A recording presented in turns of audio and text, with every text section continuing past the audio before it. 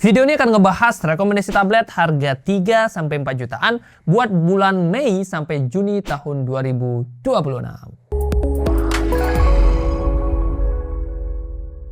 Yo guys, Ragadget bersama Rah Krisna di sini, dan kali ini kita akan ngebahas rekomendasi tablet ya yang harganya di 3-4 jutaan. Nah, kalau range-nya udah agak jauh gini, tentunya ada beberapa tablet yang akan kita bahas yang bisa kalian temukan aja lewat chapter di video, yang di video itu ya, chapter video bener. Nah, silahkan gunakan chapter tersebut untuk menemukan tablet yang sesuai dengan budget dan kebutuhan kalian. Oke, langsung aja kita mulai dari tablet yang pertama.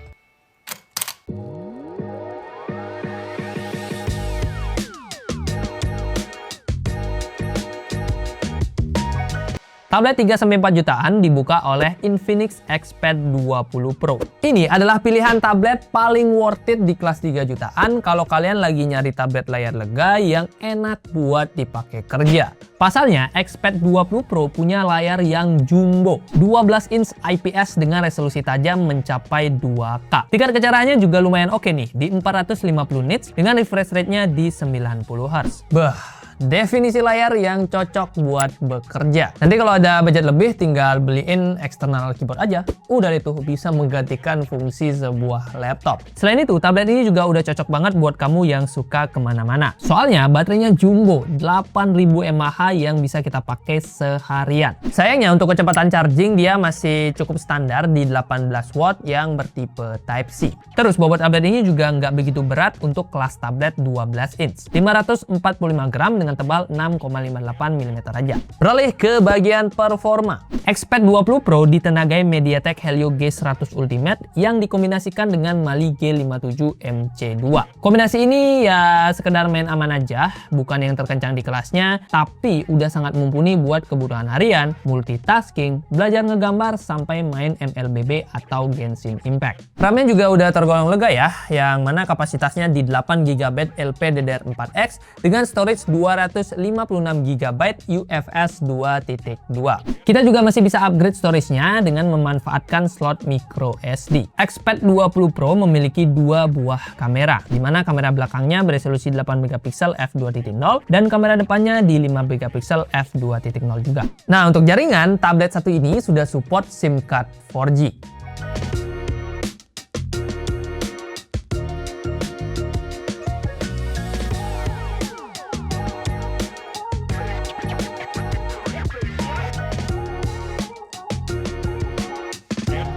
Tablet 3-4 jutaan selanjutnya adalah Samsung Galaxy Tab A11 Plus. Kalau tadi kita punya tablet layar lega yang cocok untuk kerja di 3 jutaan, yang satu ini adalah tablet dengan performa paling kencang, salah satu yang paling kencang di kelas 3 jutaan. Chipsetnya kenceng, MediaTek MT8775 yang dikombinasikan dengan Mali G615 MC2. Skor Antutu versi 11-nya udah tembus 860 ribuan poin. Lebih kencang dibandingkan Helio G100 Ultimate tadi. Terus untuk spek pendukungnya juga cukup oke ya, seperti RAM 6GB dengan storage 128GB. Meskipun kapasitasnya pas-pasan, tapi kecepatannya nggak bisa kita remehkan. UFS 3.0 cuy. Kalaupun nanti storage-nya udah mulai penuh, kita masih bisa upgrade menggunakan slot micro SD. Nah, dengan kombinasi tersebut, Galaxy Tab A11 Plus ini udah cocok lah buat kalian yang butuh tablet untuk editing video ataupun multitasking yang lebih berat. Beralih ke layar. Galaxy Tab A11 Plus membawa layar 11 inch berpanel PLS dengan resolusi Full HD Plus dan tingkat kecerahan di 90 Hz. Di bagian layar, dia memang masih kalah sama si tablet sebelumnya. Ya sekitar oke aja lah buat kebutuhan harian. Terus baterainya juga masih kalah gede, cuma 7040 mAh. Tapi untuk chargingnya udah lebih kencang di 25 watt. Nah, secara bobot, Galaxy Tab A11 Plus ini tergolong ringan di 482 gram dengan tebalnya di 6,9 mm. Untuk kamera sendiri, tablet dari Samsung ini punya kamera 8MP di belakang dan 5MP di depan. Terakhir, jaringannya cuma support Wi-Fi only. Tapi kalau kamu pengen yang versi 5G, ada juga, tentunya dengan harga yang lebih mahal.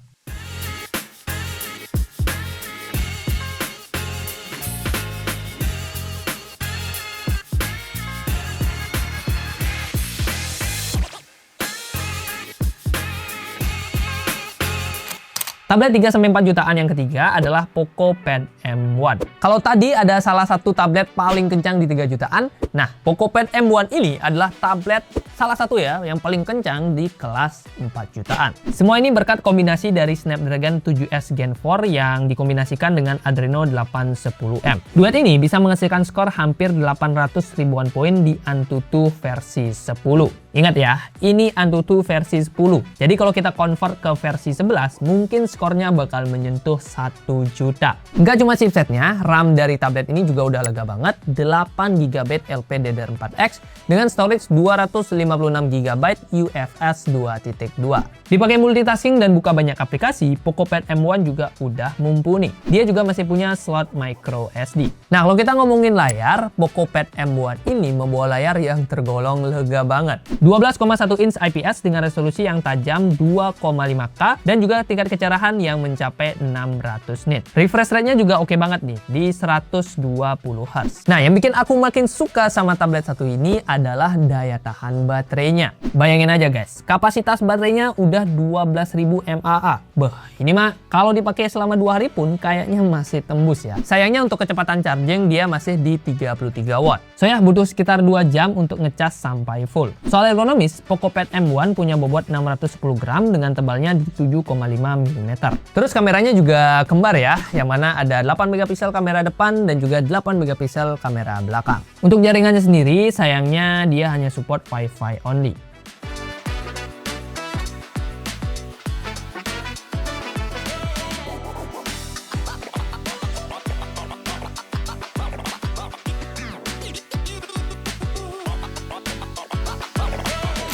Tablet 3-4 jutaan selanjutnya adalah Honor Pad 9. Ini adalah pesaing dari PocoPad M1. Kalau disuruh milih, Honor Pad 9 ini akan lebih cocok buat kamu yang butuh tablet untuk dibawa kemana-mana kayak bisnis trip atau sesimpel WFC-an. Pasalnya, Honor Pad 9 ini kalau kita adu performanya, dia memang masih kalah dengan PocoPad M1. Tapi secara ergonomis, dia lebih bagus. Dengan layar yang sama-sama 12,1 inch, bobot dari Honor Pad 9 bisa lebih ringan di 555 gram aja, dengan ketebalan yang juga lebih tipis di 6,96 mm. Layar 12,1 inch-nya ini sudah menggunakan panel IPS dengan resolusi yang tergolong tajam ya, di 2,5K dan juga tingkat kecerahannya udah mencapai 500 nit. Layarnya juga enak nih buat kita pakai gaming karena udah menggunakan refresh rate 120 Hz. Beralih ke performa. Honor Pad 9 ditenagai chipset Snapdragon 6 Gen 1 yang dikombinasikan dengan Adreno 710, RAM 8GB LPDDR4X dan storage 256GB UFS 3.1. Sayangnya dia udah nggak ada slot micro SD. Jadi kita harus ya pinter-pinter ngatur storage 256GB-nya aja.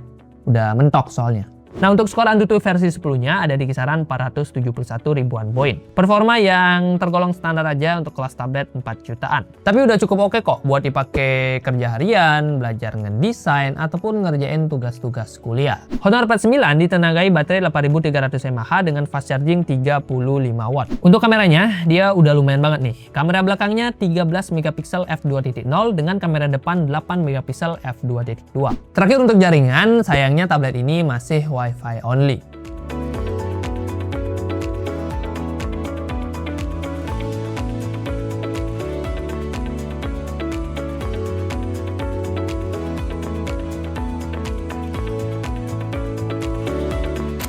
Tablet 3-4 jutaan ditutup oleh Samsung Galaxy Tab S10 Lite. Versi hemat daya dari Tab S10 ini juga menjadi salah satu tablet yang recommended di kelas 4 jutaan. Meskipun speknya nggak semewah si Poco tadi, tapi masih tergolong oke kok, apalagi buat kamu yang suka brand Samsung.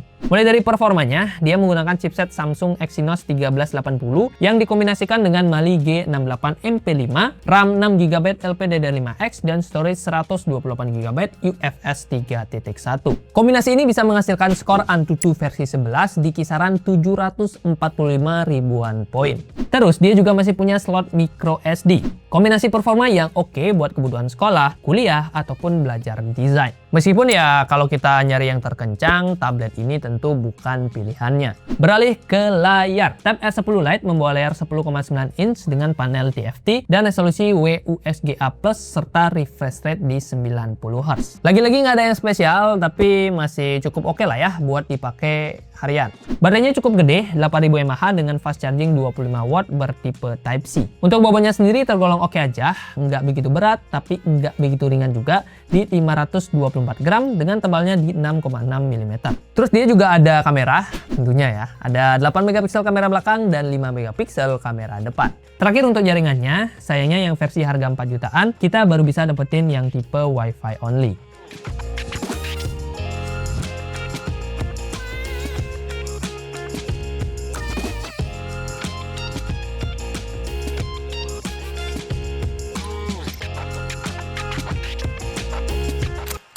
Yo guys, itu dia 5 tablet harga 3-4 jutaan yang bisa kita rekomendasikan buat bulan Mei sampai Juni tahun 2026.